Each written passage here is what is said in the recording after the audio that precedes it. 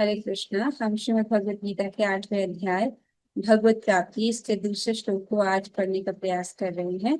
कक्षा के प्रथम भाग में हम भगवद गीता के इस श्लोक पर चर्चा करेंगे 8.2 और कक्षा के शेष भाग में हम श्रीमद् भागवतम के दशम स्कंद से, जो कि लीला पुरुषोत्तम भगवान श्री कृष्ण जो पुस्तक है, उसका 55वां अध्याय स्यमंतक मणि की कथा एक अध्याय को पढ़ने का प्रयास कर रहे हैं। आइए अब हम आज की कक्षा का शुभारंभ करते हैं। आज का श्लोक पढ़ने से पूर्व हम गीता महात्म्य से एक श्लोक को पढ़ेंगे।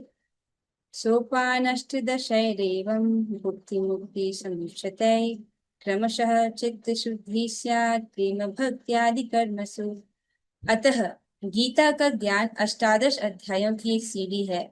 अष्टादश अर्थात 18 अध्यायों की एक सीढ़ी है, जिस पर चढ़कर व्यक्ति भुक्ति अर्थात इंद्रिय तृप्ति एवं मुक्ति से भी ऊपर उठता है तथा क्रमशः चित्त की शुद्धि तथा परम भगवान के प्रति प्रेममयी सेवा की योग्यता प्राप्त करता है।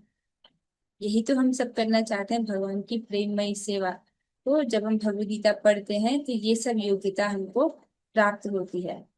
अधियज्ञ कथम गोत्र अधियज्ञः कथं कोत्र देहेऽस्मिन् मधुसूदन देहेऽस्मिन् मधुसूदन प्रयाण काले च कथम प्रयाणकाले च कथं येयोऽसि नियतात्मभिः। ज्ञेयोऽसि नियतात्मभिः। और सुंदर माता जी। Sorry, sorry. अधियज्ञ कथम गोत्र अथि कथं कोत्र देहेऽस्मिन् मधुसूदन देहेऽस्मिन् मधुसूदन प्रयाण काले च कथम प्रयाणकाले च कथं येयोऽसि नियतात्मभिः। ज्ञेयोऽसि नियतात्मभिः। जी। अधियज्ञः कथं गोत्र अधियज्ञ कथं क्रोत्र देहेऽस्मिन् मधुसूदन तेजसिं मधुसूदन प्रयाणकाले च कथं प्रयाणकाले च कथं येयोऽसि नियतात्मभिः। ज्ञेयोऽसि नियतात्मभिः। हरे कृष्ण माता जी। वे कहते हैं, हे मधुसूदन, यज्ञ का स्वामी कौन है और वह शरीर में कैसे रहता है, और मृत्यु के समय भक्ति में लगे रहने वाले आपको कैसे जान पाते हैं। ये प्रश्न बहुत महत्वपूर्ण है कि मृत्यु के समय आपको कैसे जान पाते हैं। आइए एक बार श्लोक के अन्वय को देखेंगे। मधुसूदनम, हे मधुसूदन, यहाँ पर भगवान को मधुसूदन कहकर संबोधित किया गया है क्योंकि उन्होंने मधु नामक असुर का वध किया था। तो ऐसा इसलिए कह रहे हैं अर्जुन, क्योंकि अभी उनके मन में जो संशय उठ रहे हैं, भगवान उन संशय रूपी असुरों का विनाश करने में सक्षम है, उन संशयों को नष्ट करने में सक्षम है। इसलिए उनसे पूछ रहे हैं, हे मधुसूदन, अत्र देह इस देह में अधियज्ञ कह, यज्ञ के अधिष्ठाता कौन है। तो अर्जुन पूछ रहे हैं कि अधियज्ञ कौन है, इस देह में यज्ञ के अधिष्ठाता कौन है। अस्मिन, इस देह में, कथम अर्थात किस प्रकार, स्थित अवस्थित है, और वो इस शरीर में किस प्रकार से स्थित है। अधियज्ञ के बारे में पूछ रहे हैं कि अधियज्ञ क्या है, ये अधियज्ञ कौन है और ये किस प्रकार से देह में स्थित है। च एवं प्रयाण काले अर्थात मृत्यु के समय, जिस वक्त आत्मा इस देह को छोड़ देती है उस समय, नियतात्म भी, संयत चित्त वाले पुरुषों के द्वारा, जिन पुरुषों का चित्त क्या है, संयमित है, उनके द्वारा, कथम ज्ञेय असि, किस उपाय से ज्ञात होते हैं। तो ये बहुत महत्वपूर्ण प्रश्न जो है अर्जुन जी भगवान श्री कृष्ण से पूछ रहे हैं कि मृत्यु के समय आपको किस प्रकार जाना जाता है। ठीक है, मृत्यु एक ऐसी घटना है जो हम सभी के जीवन में घटेगी, ये तो एक अटल सत्य है। तो उसके लिए अर्जुन जी पूछ रहे हैं कि कैसे मृत्यु के समय पर संयत चित्त वाले पुरुष आपको जान पाते हैं। ठीक है, मुझे लगता है कि स्पष्ट होगा। ये प्रश्न इसलिए पूछ रहे हैं अर्जुन जी क्योंकि पिछले अध्याय के अंतिम श्लोकों में भगवान इनका वर्णन करते हैं, ते ब्रह्म तद विदु कृष्णम अध्यात्म कर्म चाखलम। तो अर्जुन जी ने प्रश्न पूछा था कि ये ब्रह्म क्या है, अध्यात्म क्या है, कर्म क्या है, और फिर वो पूछते हैं साधिभूत जो अधिभूत क्या है, अधिदैव क्या है, अधियज्ञ क्या है, इनको भगवान से पूछ रहे हैं। ठीक है। और जिस प्रकार से भगवान ने पिछले अध्याय के अंत में वर्णन किया था, उसी में से अर्जुन जी जो है प्रश्न पूछ रहे हैं। उन्होंने 7 महत्वपूर्ण प्रश्नों को पूछा है। तो आने वाली कक्षाओं में हम भगवान से इन प्रश्नों के उत्तरों को सुनेंगे। आइए अब हम तात्पर्य की ओर बढ़ते हैं। अनुवाद और तात्पर्य कृष्ण कृपा मूर्ति श्री श्रीमद AC भक्तिवेदांत स्वामी प्रभुपाद द्वारा। श्री प्रभुपाद जी बताते हैं, अधियज्ञ का तात्पर्य इंद्र या विष्णु हो सकता है। विष्णु समस्त देवताओं में, जिनमें ब्रह्मा तथा शिव सम्मिलित हैं, प्रधान देवता हैं, और इंद्र प्रशासक देवताओं में प्रधान है।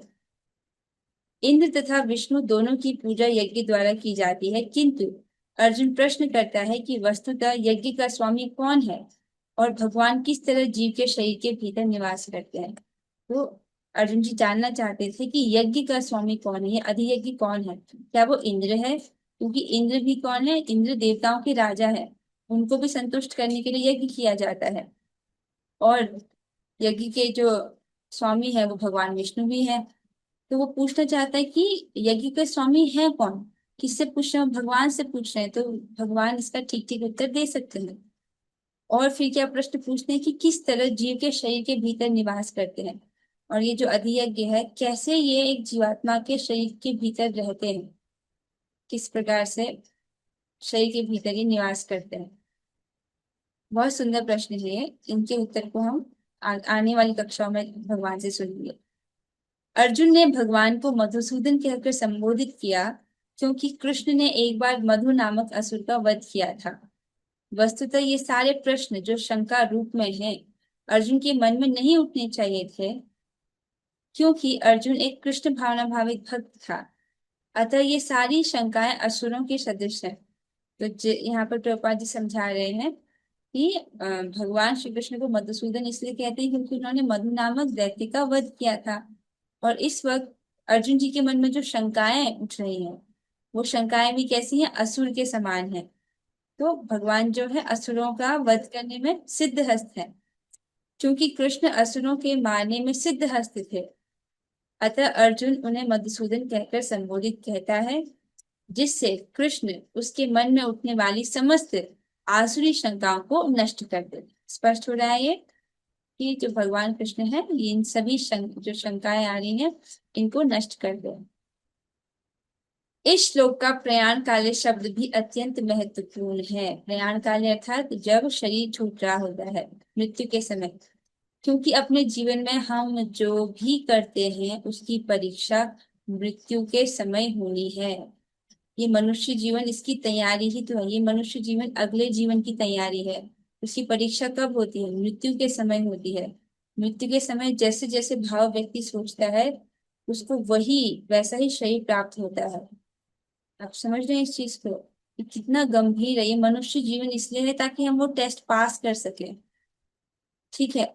लेकिन आसपास देखिए लोग किस प्रकार आंख बंद करके जी रहे हैं। वो अपना जीवन कहाँ बिताते हैं? धनोपार्जन करने में, बहुत सारा धन इकट्ठा करने में।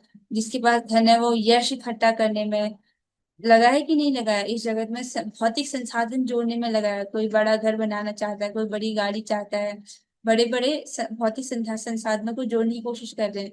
लेकिन मृत्यु आएगी तो ये सब छीन लिए जाएंगे, और मृत्यु के समय उस व्यक्ति का अगला गंतव्य निर्धारित होगा कि अब उसकी क्या गति होगी। हो सकता है कि एक एक व्यक्ति आज बहुत बड़े घर में रह रहा हो, कल उसको कुत्ते की योनि प्राप्त हो जाए, फिर अगर उसने ठीक से तैयारी नहीं की है तो। इसीलिए यहाँ पर प्रभुपाद जी बता रहे हैं कि प्रयाण काले शब्द बहुत महत्वपूर्ण है। क्योंकि अपने जीवन में हम जो भी करते हैं उसकी परीक्षा मृत्यु के समय होनी है। अर्जुन उन लोगों के विषय में जो निरंतर कृष्ण भावनामृत में लगे रहते हैं, यह जानने के लिए अत्यंत इच्छुक है कि अंत समय में उनकी दशा क्या होगी। तो ये प्रश्न हमारे लिए भी बहुत रोचक है। हम भी जानना चाहते हैं कि मृत्यु के अंत में किस प्रकार से भगवान को जो भक्त है वो जान पाता है, किस उसकी दशा कैसी होती है। भगवान से ही इसके उत्तर सुनेंगे हम आने वाले श्लोकों में। मृत्यु के समय शरीर के सारे कार्य रुक जाते हैं और मन सही दशा में नहीं रहता। इस प्रकार शारीरिक स्थिति बिगड़ जाने से हो सकता है कि मनुष्य परमेश्वर का स्मरण ना कर सके। इस वक्त आप एक बार हरे कृष्ण महामंत्र बोलेंगे हम सभी। हरे कृष्णा कृष्णा कृष्णा हरे हरे, हरे राम राम राम हरे हरे। तो अभी आपने हरे कृष्ण महामंत्र बोला। देखिए, क्या इसमें कोई मुश्किल लगा आपको? नहीं, ये तो बहुत आसान था, आपने आसानी से कह दिया। लेकिन मृत्यु के समय जब शरीर में जो प्राण है वो इम्बैलेंस हो जाता है, आत्मा शरीर को छोड़ती है, उस वक्त बहुत कष्ट होता है जीवात्मा को। ऐसी स्थिति में जब सांस ठीक से नहीं चल रही है, उस वक्त कैसे बोल पाएगा जीव? आप समझ रहे हो? अभी तो आसान है, अभी तो सांस चल रही है, हम आराम से बोल पा रहे हैं। तो लेकिन मृत्यु की स्थिति में जब मृत्यु सर पर आ गई है, तब कैसे कर पाएगा? हो सकता है कि ऐसे में मनुष्य जो है भगवान का स्मरण ना कर पाए, उसका ध्यान वहीं अपने दर्द की ओर चले जाए, शरीर में जो दर्द हो रहा है, या परिवारजनों पुत्रजनों के प्रति मोह उत्पन्न हो जाए, हो सकता है। अब प्रभुपाद जी यहाँ पर एक परम भक्त का उदाहरण देते हैं कि वो क्या कहते हैं, उसको ध्यान से सुनिएगा। परम भक्त महाराज कुलशेखर प्रार्थना करते हैं। तो एक भक्त की प्रार्थना है, वो भगवान से प्रार्थना कर रहे हैं। क्या प्रार्थना कर रहे हैं? हे भगवान, इस समय मैं पूर्ण स्वस्थ हूँ। अच्छा हो कि मेरी मृत्यु इसी समय हो जाए, जिससे मेरा मन रूपी हंस आपके चरण कमल रूपी नाल के भीतर प्रविष्ट हो सके। तो ये महाराज कुलशेखर जी प्रार्थना कर रहे हैं, भगवान के भक्त हैं, कि आप मुझे मृत्यु अभी ही दे दीजिए, क्योंकि मैं अभी पूर्ण रूप से स्वस्थ हूँ और मेरा मन जो है वो आपके चरण कमलों में लगा है। किस प्रकार से? वो एक हंस से उपमा देते हैं। यह रूपक इसलिए प्रयुक्त किया गया है क्योंकि हंस जो एक जल पक्षी है, वह कमल के पुष्पों को कुतरने में आनंद का अनुभव करता है। तो एक हंस का मन स्वतः ही कमल पुष्प में लग जाता है। इस तरह वह कमल पुष्प के भीतर प्रवेश करना चाहता है। जैसे एक बहुत सुंदर सा चित्र रखा गया है, एक हंस जो है कमल पुष्प के भीतर अपनी चोंच से उसका मकरंद पीना चाहता है, उसे कुतर के। उसी प्रकार से बोल रहे हैं कि अभी मैं स्वस्थ हूँ, तो मेरा जो मन रूपी हंस है आपके चरण कमल रूपी नाल के भीतर प्रविष्ट हो सके। इस प्रकार की सुंदर प्रार्थना महाराज कुलशेखर जी कर रहे हैं। महाराज कुलशेखर भगवान से कहते हैं, इस समय मेरा मन स्वस्थ है और मैं पूरी तरह स्वस्थ हूँ। यदि मैं आपके चरण कमलों का चिंतन करते हुए तुरंत मर जाऊं, तो मुझे विश्वास है कि आपके प्रति मेरी भक्ति पूर्ण हो जाएगी। किंतु यदि मुझे अपनी सहज मृत्यु की प्रतीक्षा करनी पड़ी, तो मैं नहीं जानता कि क्या होगा, क्योंकि उस समय मेरा शरीर कार्य करना बंद कर देगा, मेरा गला रुध जाएगा और मुझे पता नहीं कि मैं आपका नाम का जप कर पाऊंगा या नहीं।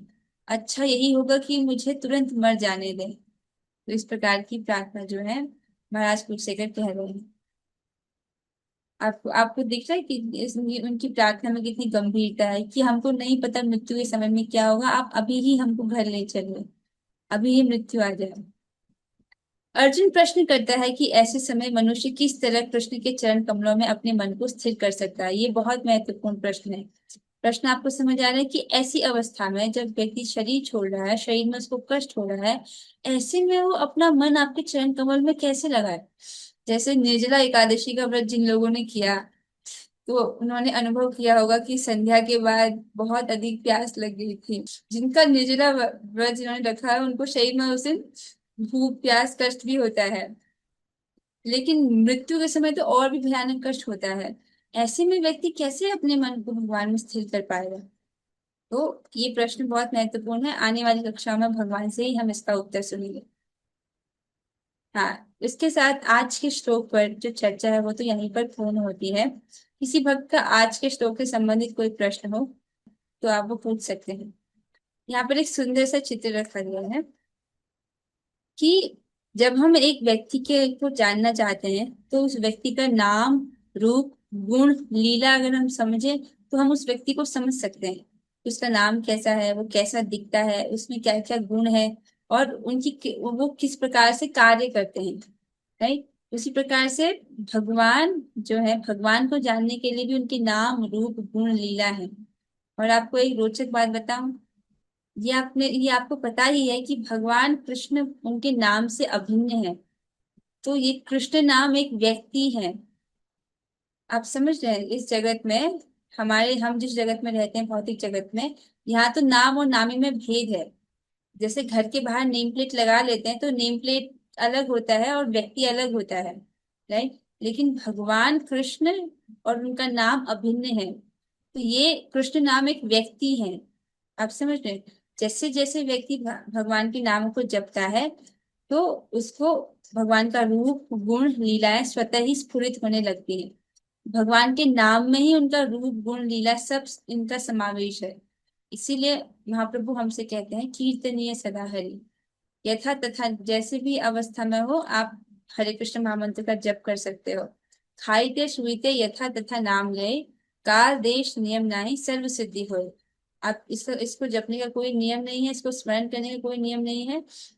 हर वक्त जितना अधिक हो सके हमको हरे कृष्ण महामंत्र का जप करना चाहिए, क्योंकि नाम में ही रूप गुण लीला सब समाहित है। ये अपने आप स्फुरित होगा जैसे जैसे भक्त जो है जप कर रहा है। तो आपने क्या समझा कि नाम प्रभु एक व्यक्ति है। आप समझ रहे हैं? ये एक व्यक्ति है, हालांकि अक्षर रूप में दिखने पर ये एक व्यक्ति है। बहुत बड़ा रहस्य है। आइए अब हम कक्षा के दूसरे भाग की ओर बढ़ते हैं। यदि किसी का प्रश्न है तो आप चैट में पूछ सकते हैं। कक्षा के दूसरे भाग में हम एक कथा का श्रवण कर रहे हैं जो कि लीला पुरुषोत्तम श्री कृष्ण पुस्तक से है, उसका अध्याय 55। पिछली कक्षा में आपने क्या सुना था कि राजा सत्राजीत के पास एक देदीप्यमान मणि है जिसका नाम है स्यमंतक मणि, जो राजा सत्राजीत को सूर्यदेव ने प्रदान की थी। वो अपना वैभव दिखाने के लिए द्वारका में प्रवेश करता है। द्वारका के लोग सोचने लगते हैं कि सूर्यदेव ही आ रहे हैं। इस प्रकार से भ्रम उनमें पैदा होता है। तो आपने अंत में सुना था कि सत्राजीत की जो मणि थी वो गायब हो गई थी, राइट। और सत्राजीत ने क्या किया, उसने दोष भगवान श्री कृष्ण पर मर दिया कि भगवान श्री कृष्ण ने प्रसेन का वध करके मणि को चुरा लिया है। इस प्रकार की अफवाह उसने पूरे जगह में, पूरे स्थान में फैला दी थी, जबकि ऐसा नहीं हुआ था। वास्तविक घटना ये घटी थी कि प्रसेन जो है मणि को पहनकर जंगल की ओर जाता है। जंगल में शेर प्रसेन का वध कर देता है और मणि ले लेता है। फिर एक एक रीछ अर्थात जामवन जी जो है शेर का वध कर देते हैं और मणि लेकर के अपने पुत्र को खेलने के लिए दे देते हैं। यहाँ तक आपने सुना था। यद्यपि भगवान श्री कृष्ण ने वो मणि नहीं ली, सत्राजीत ने क्या किया, हर जगह ये अफवाह फैला दी कि भगवान श्री कृष्ण ने प्रसेन अर्थात सत्राजीत के भाई का वध करके वो मणि ले ली है। इस प्रकार से भगवान पर कलंक लगाने का प्रयास किया गया। अब आगे भगवान क्या करते हैं वो हम आज पढ़ेंगे। जब सत्राजीत का छोटा भाई मणि सहित वन से नगर में नहीं लौटा तो सत्राजीत अत्यंत अशांत हो गया। उसे ज्ञात नहीं था कि उसके भाई का सिंह ने तथा सिंह का जामवान ने वध कर दिया। इसके स्थान पर वह विचार करने लगा कि चूंकि श्री कृष्ण को यह मणि चाहिए थी और उन्हें नहीं दी गई, अतः हो सकता है कि श्री कृष्ण ने यह मणि प्रसेन से बलपूर्वक लेकर उसका वध कर दिया हो। इस विचार से एक जनश्रुति का रूप देकर सत्राजीत ने उसे द्वारका के प्रत्येक भाग में फैला दिया। यह मिथ्या जनश्रुति अर्थात एक अफवाह कि श्री कृष्ण ने प्रसेन का वध करके मणि ले ली है, सर्वत्र दावाग्नि की तरफ फैल गई। जिस प्रकार से आग जंगल में फैल जाती है, उसी प्रकार से ये जो अफवाह है ये हर जगह फैल गई। श्री कृष्ण को स्वयं के ऊपर कलंक लगना रुचिकर नहीं लगा। अतः उन्होंने निश्चय किया कि द्वारका के कुछ निवासियों सहित वे वन में जाएंगे और स्यमंतक मणि को ढूंढेंगे। अतः द्वारका के प्रमुख व्यक्तियों सहित श्री कृष्ण सत्राजीत के भाई प्रसेन को ढूंढने गए और उन्होंने उसे मृत पाया। तो यहाँ पर भगवान श्री कृष्ण द्वारका के कुछ लोगों को लेकर के जंगल की तरफ प्रस्थान करते हैं। उन्होंने निश्चय किया कि हम उस मणि को ढूंढ कर निकालेंगे। जंगल में जाते हैं, उन्हें क्या मिलता है? सबसे पहले उनको प्रसेन का मृत शरीर मिलता है। उन्होंने क्या किया, सत्राजीत के भाई प्रसेन को ढूंढने के लिए गए। उन्होंने उसे मृत पाया क्योंकि सिंह ने उसका वध कर दिया था। साथ ही साथ श्री कृष्ण ने जामवान द्वारा मारे गए सिंह को भी पाया। जामवान को सामान्यतः ऋक्ष के नाम से पुकारा जाता है। देखने से याद हुआ कि ऋक्ष ने बिना किसी शस्त्र की सहायता से सिंह को अपने हाथों से मारा था। तो जामवान इतने शक्तिशाली थे कि अपने हाथों से ही उन्होंने सिंह को मार दिया था। आपको पता होगा ये जामवान जी त्रेता युग के भगवान श्री राम की लीला में इन्होंने भाग लिया था। ये वही जामवान जी हैं। तदंतर श्री कृष्ण तथा द्वारका के नागरिकों को वन में एक विशाल गुफा मिली, जिसे वृक्ष के घर का मार्ग कहा जाता था। तो वन में ढूंढ रहे हैं, अब उन्हें क्या दिखा, एक विशाल गुफा है, गुफा के भीतर एक सुरंग जैसा है, इस प्रकार से उन्होंने पाया। तब क्या हुआ, और ये जो विशाल जो गुफा है, ये वृक्ष जामन जी के घर का रास्ता है। श्री कृष्ण को ज्ञात था कि द्वारकावासी गुफा में प्रवेश करने से भयभीत होंगे।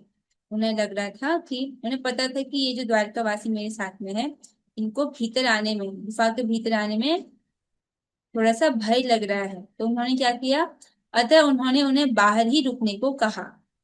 तो इस प्रकार से द्वारका के जो निवासी भगवान श्री कृष्ण के साथ आए थे, वे बाहर ही प्रतीक्षा कर रहे हैं, गुफा के बाहर। देखो, गुफा में कुछ भी हो सकता है ना, हो सकता है कोई असुर हो सकता है बहुत सारे असुर हो सकता है, सर्प हो, जहरीले सर्प हो, कुछ भी हो सकता है। तो आगे क्या हुआ, उन्होंने स्वयं ऋक्ष जामवान को ढूंढने के लिए अकेले ही अंधेरी गुफा में प्रवेश किया। किन्होंने, भगवान श्री कृष्ण ने। अब क्या हुआ घटना में कि भगवान श्री कृष्ण गुफा के भीतर प्रवेश कर रहे हैं अकेले, और द्वारका के निवासी गुफा के बाहर इंतजार कर रहे हैं। सुरंग में प्रविष्ट होने के पश्चात श्री कृष्ण ने देखा कि बहुमूल्य स्यमंतक मणि ऋक्ष पुत्र को खिलौने के रूप में दे दी गई है। तो भगवान ने प्रवेश किया गुफा में, जो कैसी है, सुरंग जैसी है। आप समझ सकते हो, गुफा के अंदर अंधेरा होगा अगर सुरंग जैसी है तो। वहां भगवान ने प्रवेश किया तो उन्होंने, उनको मणि मिल गई। कहाँ मिली, जामवान के जो पुत्र है वो उसे खेल रहा था। फिर बालक से मणि लेने के लिए श्री कृष्ण वहां जाकर उसके समक्ष खड़े हो गए।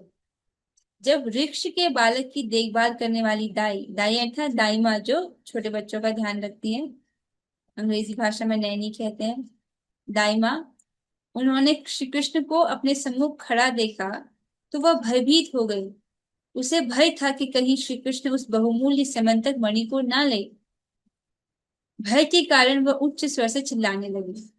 तो घटना में क्या हुआ कि भगवान श्री कृष्ण लेना चाह रहे थे उस बालक से मणि। वहां पर उस बालक की दाई माँ भी उपस्थित थी, जो भयभीत हो गई। अब वो चिल्लाने लगी हैं कि कोई आ गया है यहाँ पर मणि लेने के लिए। तो वो जोर से चिल्ला रही हैं। उनकी जो चीख की आवाज है वो जामवंत जी के कानों तक पहुंचती है, तो वो बहुत क्रोधित होते हैं। दाई की चीत्कार सुनकर अत्यंत क्रुद्ध होकर जामन वहां आ गए। जामन वास्तव में भगवान श्री कृष्ण के महान भक्त थे, किंतु अत्यंत क्रोध में होने के कारण वे अपने स्वामी को पहचान न सके। उन्होंने सोचा कि श्री कृष्ण एक साधारण मानव है। भगवान लीला इतनी अद्भुत करते हैं कि अब देखिए, उनके प्रिय भक्त भी उनको पहचान नहीं पा रहे हैं। सो इससे भगवत गीता का एक कथन स्मरण हो आता है, जिसमें भगवान अर्जुन को आध्यात्मिक स्तर तक उन्नति करने के लिए क्रोध, लोभ तथा काम से मुक्त होने का परामर्श देते हैं। भगवान भगवद गीता में समझाते हैं कि नरक के 3 द्वार हैं, काम, क्रोध और लोभ, इसलिए तुम इसका त्याग करो। इस प्रकार से भगवान परामर्श देते हैं श्रीमद् भगवद गीता में। काम, क्रोध तथा लोभ हृदय में साथ साथ रहते हैं और आध्यात्म के मार्ग पर व्यक्ति की उन्नति में बाधा डालते हैं। इसलिए एक साधक को बचने का प्रयास करना चाहिए काम, क्रोध और लोभ से। ठीक है। अपने स्वामी को न पहचान कर जामवान ने प्रथम उन्हें युद्ध के लिए चुनौती दी। तदंतर जामवान तथा श्री कृष्ण के मध्य एक भयंकर युद्ध हुआ। तो अब क्या हो रहा है, युद्ध हो रहा है जामन जी के बीच में और भगवान श्री कृष्ण के बीच में एक भयंकर युद्ध हो रहा है। ये किससे थी, अब पीछे चलते हैं। हाँ, तदंतर जिसमें वे दो विरोधी गिद्धों के समान लड़ने लगे। यहाँ पर एक उपमा दी जा रही है, किस प्रकार लड़ रहे गिद्धों के लिए। अब गिद्ध की उपमा क्यों दी गई है, जब कभी कभी कहीं खाने योग्य शव होता है, तब उस शिकार के लिए गिद्ध युद्ध करते हैं। तो गिद्धों के बीच में जब युद्ध होता है तो भी वो बहुत भयंकर होता है। किस लिए युद्ध करते हैं, वो मांस के लिए। पहले तो श्री कृष्ण तथा जामवन ने शस्त्रों से युद्ध करना प्रारंभ किया। तदंतर वे पत्थरों, बड़े बड़े वृक्षों से लड़ने लगे। पहले पहले शस्त्रों का प्रयोग किया गया, अब उसके बाद बड़े बड़े पत्थरों से एक दूसरे पर प्रहार कर रहे हैं। अब आपको समझना होगा, जामन जी बहुत शक्तिशाली हैं। त्रेता युग के भगवान श्री राम की लीला में इन्होंने योगदान दिया था। कि वही जामन जी हैं, बहुत शक्तिशाली हैं। और भगवान श्री कृष्ण में तो असीमित बल है। वो फिर दोनों पत्थरों से लड़ते हैं, बड़े बड़े पत्थरों का प्रहार करते हैं एक दूसरे पर। फिर वो खत्म हो गए तो फिर बड़े बड़े वृक्षों को उखाड़ उखाड़ करके युद्ध कर रहे हैं। तत्पश्चात क्या होता है, अंततः वे द्वंद्व युद्ध करने लगे। द्वंद्व युद्ध अर्थात मुष्टिक प्रहार, जैसे आपने सुना होगा वर्ड रेसलिंग। हाँ, वो द्वंद्व युद्ध करने लगे, जिसके अंत में वे एक दूसरे पर मुष्टि प्रहार करने लगे। मुष्टि प्रहार, मुष्टि से प्रत्येक आघात बिजली गिरने के समान प्रतीत होता था। ऐसा भयंकर युद्ध हो रहा था कि हर आघात में जैसे बिजली गिरने में बहुत जोर की आवाज होती है ना, जब आसमान में बादल घिर आते हैं, बिजली कड़कने लगती है, तो उसकी बहुत जोर से गड़गड़ाहट होती है बादलों की। उसी प्रकार से प्रत्येक आघात बिजली गिरने के समान प्रतीत होता था। प्रत्येक को दूसरे पर विजय प्राप्त करने की आशा थी। यह युद्ध रात दिन कई दिनों तक निरंतर चलता रहा। निरंतर रात दिन भगवान श्री कृष्ण और जामवंत जी इस प्रकार से युद्ध कर रहे हैं। भगवान को भी युद्ध करने में बहुत आनंद आता है। भगवान सभी रसों का आस्वादन करते हैं, वीर रस का आनंद ही उनको लेना अच्छा लगता है युद्ध करते हुए। इस भांति 28 दिनों तक युद्ध होता रहा। जो 28 दिन तक युद्ध चला, तत्पश्चात क्या हुआ, यद्यपि जामवान उस समय के सर्वाधिक शक्तिशाली जीव थे, तथापि श्री कृष्ण के घूंसों से निरंतर प्रहार से उनके शरीर के समस्त जोड़ तथा अंग प्रत्यंग शिथिल पड़ गए और उनकी शक्ति लगभग शून्य हो गई। 28 दिन तक इस प्रकार लड़ते लड़ते जामवंत जी अब थकने लगे हैं। ऐसा लग रहा है कि उनके समस्त जोड़ अंग अंग ढीले पड़ गए हैं भगवान श्री कृष्ण के मुष्टि प्रहारों से। जामन का समस्त शरीर पसीने से डूब गया और वे अत्यंत थक गए। जामवंत चकित थे कि ये कौन विरोधी है जो उन्हें बलहीन किए दे रहा है। अब जामवंत जी विचार कर रहे हैं, इतना शक्तिशाली, इतना बलवान ये कौन है, ये मुझे बलहीन कर रहे हैं। जामवंत को अपनी अलौकिक शक्ति का आभास था, किंतु श्री कृष्ण के प्रहारों से जब वे श्रम का अनुभव करने लगे, तब समझ गए कि श्री कृष्ण और कोई नहीं अपितु उनके आराध्य देव श्री भगवान ही हैं। 28 दिन तक युद्ध करने के बाद अब जामवंत जी को समझ आया कि ये कौन है, उनके आराध्य देव श्री भगवान राम ही है। फिर क्या हुआ, भक्तों के लिए इस घटना का विशेष महत्व है। प्रारंभ में जामवान श्री कृष्ण को नहीं समझ सके, क्योंकि उनकी दृष्टि पर भौतिक आसक्ति रूपी आवरण था। ये बहुत महत्वपूर्ण और सूक्ष्म बात है।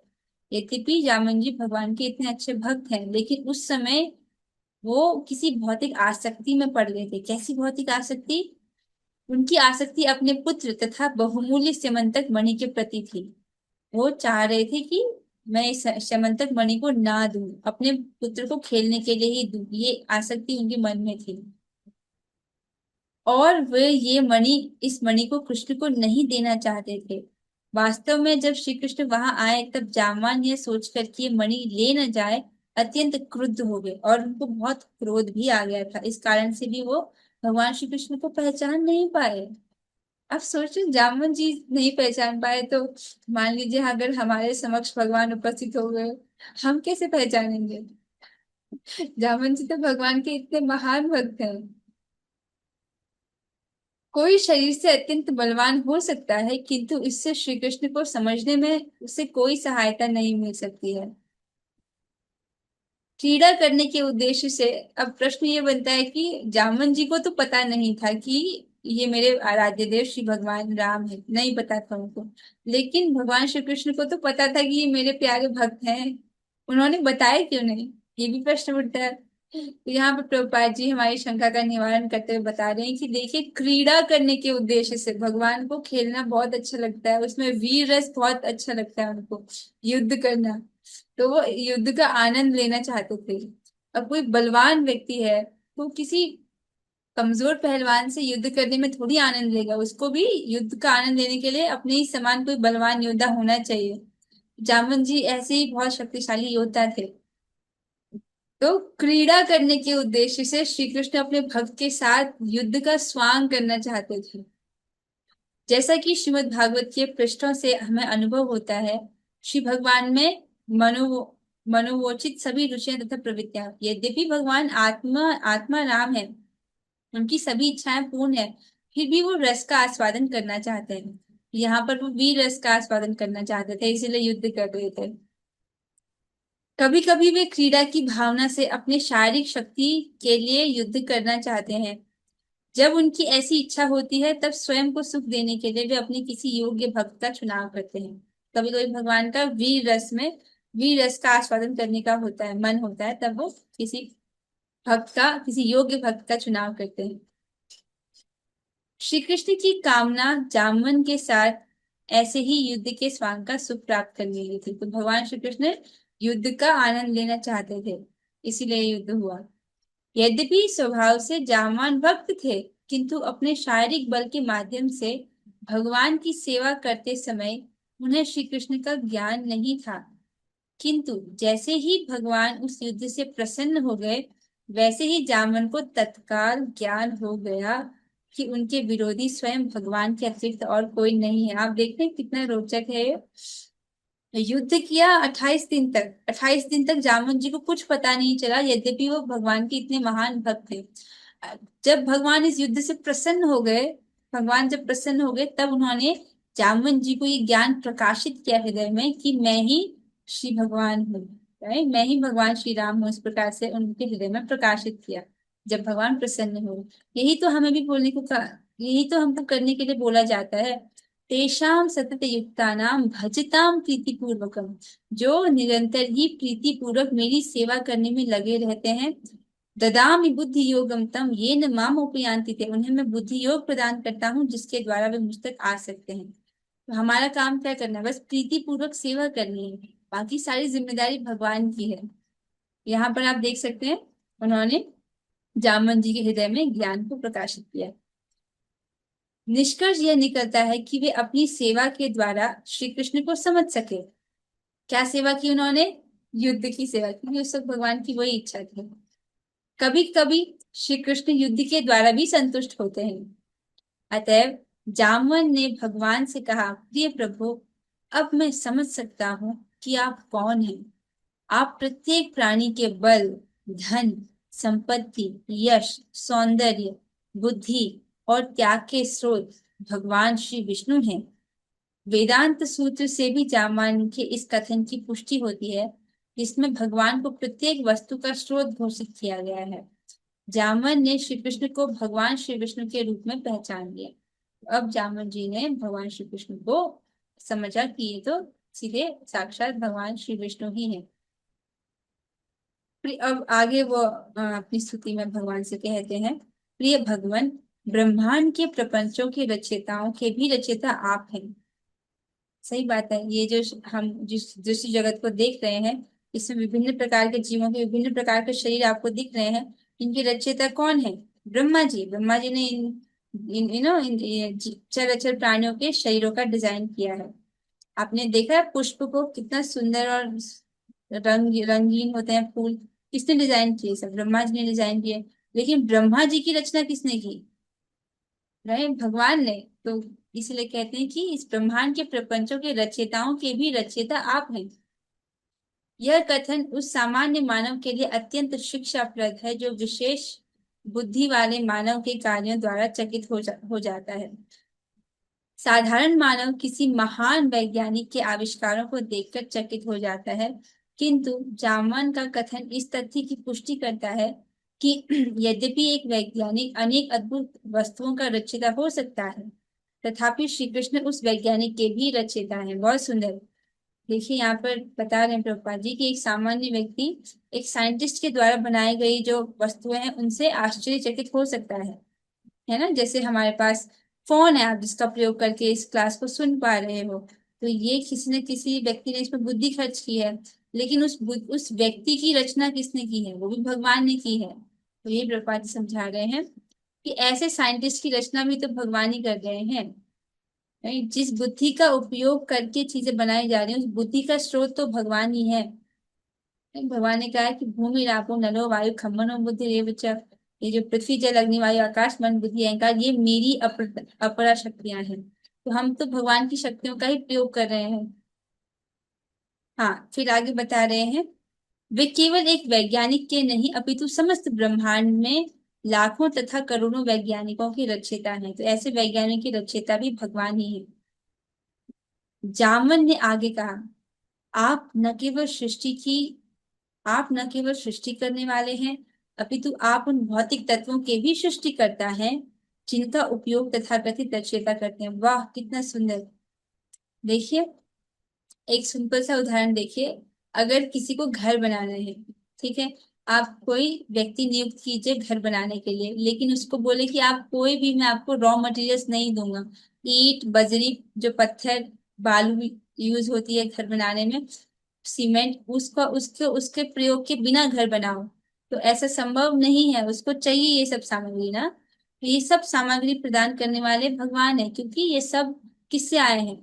जो तत्व हैं, पृथ्वी जल अग्नि वायु आकाश मन बुद्धि अहंकार, ये भौतिक तत्व हैं, भगवान की अपरा शक्तियां। ठीक है, इन्हीं का उपयोग करके तो बनाया जाता है। ब्रह्मा जी ने जो सृष्टि की है, जीवों के शरीरों को बनाया है, भगवान ने, ब्रह्मा जी ने तत्वों की सृष्टि थोड़ी की है। तत्वों की सृष्टि भगवान स्वयं करते हैं। आप समझ रहे हैं? तत्व अर्थात रॉ मटेरियल्स, किसी चीज को बनाने के लिए जो सामग्री की आवश्यकता होती है। ठीक है, वैज्ञानिक भौतिक तत्वों तथा प्रकृति के नियमों का उपयोग करके कुछ अद्भुत कार्य करते हैं, किंतु वास्तव में ये नियम तथा तत्व भी श्री कृष्ण की सृष्टियां हैं। देखिए, वैज्ञानिक जो भी बना रहे हैं, लेकिन बना तो वो भगवान के रॉ मटेरियल से ही रहे हैं ना। अग्नि पृथ्वी जल अग्नि वायु आकाश, ये सब तत्व तो भगवान के हैं, इन्हीं का उपयोग करके बनाया जाता है। सो ऐसे वैज्ञानिकों के रचयिता भी भगवान ही हैं। तो किंतु वास्तव में ये नियम तथा तत्व भी श्री कृष्ण की सृष्टि है। नियम देखिए, जैसे कि आप सिंपल सूर्य का ही उदाहरण ले लीजिए। सूर्य और पृथ्वी की जो दूरी है, अगर पृथ्वी थोड़ा सा और सूर्य के पास होती तो इतनी गर्मी होती कि हम जी नहीं पाते। अगर थोड़ा सा पृथ्वी सूर्य से और दूर होती तो इतनी ठंडी होती कि हम तब भी नहीं जी पाते। किसी बुद्धिमान व्यक्ति ने पृथ्वी को ऐसे इस प्रकार की कक्षा में स्थित किया है, जिससे पृथ्वी ग्रह में जीवन जो है वो है। आप समझ रहे हैं इस चीज को? तो और जो नियम बनाए गए हैं, जो जो प्रकृति के नियम बड़े सटीक है, ये नियम बनाने वाले कौन है?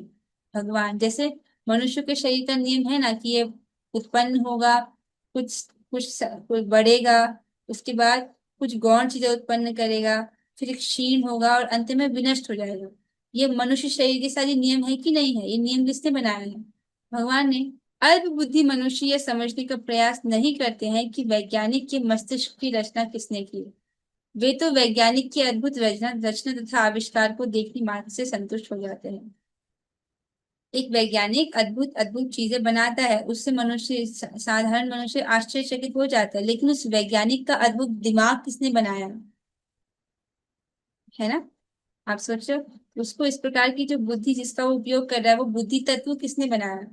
ये बोल रहे हैं कि जो तत्व है उसकी सृष्टि तो भगवान ने की है। जामन ने आगे कहा, प्रिय भगवान, समस्त भौतिक तत्वों को संयुक्त करने वाला काल भी आपका प्रतिनिधि है। आप ही परम काल हैं, जिसमें समस्त ब्रह्मांड की सृष्टि, पालन तथा अंत में संहार होता है। न केवल काल तथा भौतिक तत्व, अपितु सृष्टि के अंग तथा लाभों का उपयोग करने वाले व्यक्ति भी आपके ही अंश हैं।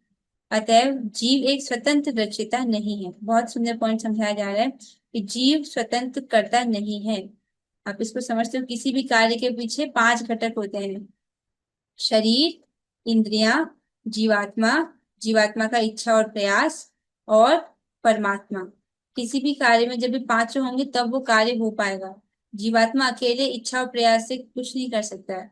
अगर शरीर ना दिया जाए, इंद्रिया ना दिया जाए, अगर परमात्मा सहयोग ना दे, परमात्मा क्या करते हैं? परमात्मा हृदय में प्राण शक्ति को एक्टिवेट करते हैं।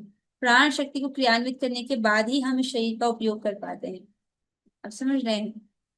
तो इसीलिए समझा रहे हैं कि जो जीव है वो स्वतंत्र रचयिता नहीं है। सभी तथ्यों का उचित दृष्टिकोण से अध्ययन करने पर हम देख सकते हैं कि आप परमेश्वर हैं और सबके स्वामी हैं। अतएव प्रिय भगवान, मैं समझ सकता हूँ कि आप वही श्री भगवान हैं जिनकी मैं श्री रामचंद्र के रूप में उपासना करता हूँ। मेरे भगवान श्री रामचंद्र समुद्र पर पुल बनाना चाहते थे और मैंने स्वयं देखा, भगवान के दृष्टिपात मात्र से समुद्र विचलित हो उठा। आहा, बहुत सुंदर लीला का यहाँ पर स्मरण करा रहे हैं जामन जी हमको। तो बताते हैं उस घटना के विषय में, जब भगवान श्री राम समुद्र के ऊपर पुल बनाना चाह रहे थे, तब वो चाहते थे कि समुद्र जो है रास्ता दे दे हमको, समुद्र दो हिस्सों में बंट जाए और हम हमारी सेना को रास्ता दे दे जिससे हम आगे बढ़ सके। तो वो क्या करते हैं, समुद्र लेकिन उनकी बात को नहीं सुनता है शुरुआत में। तब भगवान क्रोधित होकर के समुद्र को देखते हैं, बस देखते हैं तो पूरे समुद्र का पानी उबलने लगता है। ऐसे में समुद्र भयभीत होकर, जो समुद्र का अधिष्ठाता देवता, वो भयभीत होकर भगवान श्री राम के समक्ष प्रकट होता है और फिर उनको उपाय बताता है कि आपके सेना में जो कुछ ऐसे व्यक्ति हैं जो पानी के ऊपर पुल बना सकते हैं, आप उनकी सहायता से यहाँ समुद्र के ऊपर पुल बनाइएगा। इस प्रकार से सहाय वो सुझाव देता है भगवान श्री राम को। हाँ, उसी की बात यहाँ पर जामुन जी कह रहे हैं कि आपकी भगवान के दृष्टिपात, वो बस देखते हैं समुद्र को, समुद्र का पानी उबलने लगता है, उस दृष्टिपात मात्र से समुद्र जो है वो विचलित हो उठा। जब समस्त समुद्र में हलचल होने लगी, तब समुद्र में निवास करने वाले सभी प्राणी जैसे वेल, घड़ियाल तथा तिमिंगल मछली व्याकुल हो उठे। समुद्र में तिमिंगल मछली हेल जैसे विशालकाय जल जीवों को एक बार में ही निगल जाती है। तिमिंगल एक ऐसा मछली बताया गया है कि जो वेल को भी निगल जाए, ऐसे प्रभुपाद जी यहाँ पर बता रहे हैं। इस प्रकार समुद्र मार्ग देने को बाध्य हो गया, जिससे कि श्री रामचंद्र जी लंका नामक द्वीप तक जा सके। आजकल लंका को सिलोन माना जाता है। यहाँ पर एक चित्र रखना चाहिए था। अ, अगर आप आज भी देखेंगे लंका और श्रीलंका और भारत के बीच में, तो वहां पर आपको एक टूटे हुए सैटेलाइट इमेज से देखने को मिलता है कि वहां पर एक पुल बनाया गया था। कल की कक्षा में मैं प्रयास करूंगी वो चित्र रखने का, ताकि आप समझ पाए। वो पुल आज भी है, सैटेलाइट से उसको देखा जा सकता है। कुछ कुछ टूट गया होगा, लेकिन उसकी जो छवि है वो आज भी देखने को मिलती है। इस प्रकार समुद्र मार्ग देने को बाध्य हो गया, जिससे श्री रामचंद्र जी लंका नामक द्वीप तक जा सके। कन्याकुमारी से श्रीलंका तक समुद्र पर इस पुल का निर्माण आज भी सर्वविदित है। पुल के निर्माण के पश्चात रावण की राजधानी में चारों ओर आग लगा दी गई। रावण से युद्ध करते समय आपके तीक्ष्ण बाणों के द्वारा रावण के अंगों को छिन्न भिन्न कर दिया गया और उसका सिर धरती पर गिर पड़ा। तो यहाँ पर जामवंत जी स्मरण कर रहे हैं भगवान श्री राम का, और देख रहे हैं भगवान श्री राम तो मेरे समक्ष ही खड़े हैं भगवान श्री कृष्ण के रूप में। अब मैं समझ सकता हूँ कि आप और कोई नहीं, अपितु मेरे स्वामी भगवान श्री रामचंद्र ही हैं। ऐसी असीम शक्ति और किसी के पास नहीं है। अन्य कोई मुझे इस प्रकार नहीं पराजित कर सकता था। जामन जी आप समझ रहे हैं कि ये मेरे प्रभु ही हैं जो मेरे समक्ष खड़े हैं। और वो स्मरण करते हैं उस लीला का, जब भगवान श्री राम ने समुद्र के ऊपर पुल बनाया था, पुल बनाने के बाद लंका में प्रवेश किया था। जामवान की स्तुति तथा कथनों से श्री कृष्ण संतुष्ट हो गए। उनके शरीर की पीड़ा शांत करने के लिए श्री कृष्ण जामवान के समस्त शरीर पर अपने हस्त कमल फेरने लगे। आहा, देखिए कितना सुंदर यहाँ पर बता रहे हैं जामवन जी को क्या प्राप्त हुआ। अब भगवान श्री कृष्ण अपने सुकोमल कर कमलों से उनके अंगों का संवहन कर रहे हैं, जहां जहां चोट लगी है उनको आप समझते, अपने हस्त कमल फेरने लगे। तब क्या हुआ, तत्काल ही जामवान उस भयंकर युद्ध की थकान से मुक्त हो गए। तदंतर भगवान श्री कृष्ण ने उन्हें राजा जामवान कहकर संबोधित किया, क्योंकि सिंह नहीं अपितु वे ही वास्तव में वन के राजा थे। जंगल का राजा शेर को बोला जाता है, लेकिन भगवान कह रहे हैं राजा जामवान, क्योंकि शेर नहीं, वास्तव में जामवन जी जंगल के राजा हैं। इस प्रकार से भगवान बोल रहे हैं उनको। बिना शस्त्र के केवल अपने हाथ से जामवन जी ने सिंह का वध किया था। श्री कृष्ण ने जामवान को सूचित किया कि वे उनके पास स्यमंतक मणि मांगने आए हैं, क्योंकि जब से स्यमंतक मणि चोरी हुई है श्री कृष्ण के नाम को अल्पबुद्धि लोग कलंक लगा रहे हैं। अब भगवान श्री कृष्ण सारी बात जो है जामवान जी से बता रहे हैं कि क्यों उनको ये समंतक मणि चाहिए। श्री कृष्ण ने उन्हें स्पष्ट रूप से सूचित किया कि वे इस कलंक से मुक्ति प्राप्त करने के लिए ही ये मणि मांगने आए हैं। कौन सा कलंक? जो सत्राजीत ने सब जगह बात फैला दी थी कि भगवान श्री कृष्ण ने मणि चोरी कर ली है और प्रसेन का वध कर लिया, इस प्रकार की झूठी अफवाह फैला दी गई थी। तो भगवान चाहते हैं कि इसका निवारण हो, तो वो बता रहे हैं जामुन जी को स्थिति। जामवन को सारी परिस्थिति समझ में आ गई और भगवान को संतुष्ट करने के लिए उन्होंने तत्काल न केवल स्यमंतक मणि दी, अपितु अपनी विवाह के योग्य कन्या जामवती को भी श्री कृष्ण को समर्पित कर दी। तो जामवन जी ने क्या किया, मणि को भी भगवान श्री कृष्ण को दिया, अपनी पुत्री जामवती जी का विवाह भी उन्होंने भगवान श्री कृष्ण से करवाया। अब देख सकते हैं सुंदर चित्र यहाँ पर रखा गया है। इससे आगे की कथा जो है वो हम अगली कक्षा में श्रवण करने का प्रयास करेंगे। आज की कथा का यहीं पर विश्राम है। हरे कृष्णा कृष्ण कृष्ण कृष्ण कृष्ण हरे हरे राम हरे राम हरे राम राम राम हरे हरे हरे कृष्णा कृष्ण कृष्ण हरे हरे हरे राम राम राम हरे हरे हरे कृष्णा कृष्ण कृष्ण हरे राम राम राम हरे हरे भगवद गीता की जय, जय प्रभुपाद की जय और जय हरे हरे कृष्ण कृष्णा। हरे कृष्ण माता जी। सब हरे सही कृष्ण माता जी। भगवान हरे कृष्ण हरे कृष्ण।